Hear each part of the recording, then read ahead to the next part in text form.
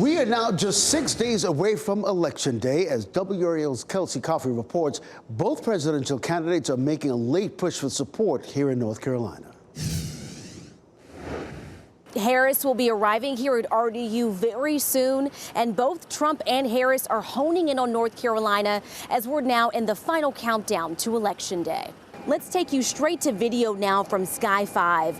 You're looking at dozens of people who are starting to gather for Vice President Kamala Harris's campaign event. That's at Coastal Credit Union Music Park at Walnut Creek in Raleigh.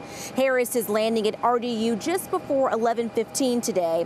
She's scheduled to speak at 12:30, and then she'll leave Raleigh around 2:30. As she's visiting Raleigh, her running mate, Governor Tim Walz, will be in Charlotte and Asheville. Crowds are gathering in Rocky Mount this morning to hear former President Donald Trump speak. He's scheduled to visit the Rocky Mount Event Center at 1 o'clock. We'll have a crew here at RDU to keep you updated on when both candidates arrive. Kelsey Coffey, WRAL News at RDU. Of course, we'll have team coverage throughout the day. Brett Neese is covering the vice president's stop in Raleigh. Heidi Kirk will be in Rocky Mount for former President Trump's visit. We'll bring you live updates on WRAL.com and the WRAL News app. New this morning, the results of a WRAL News poll conducted by Survey USA on the race for North Carolina governor. These new numbers show Republican challenger Mark Robinson has not been able to close the gap between him and Democratic nominee Josh Stein with less than a week before Election Day. The poll shows a 15-point lead for Stein. He has 52% compared to Robinson's 37%. 10% of voters are undecided, and 1% say they plan to vote third party. This comes after CNN published a report alleging that Robinson made lewd and racist comments on a pornographic website more than a decade ago.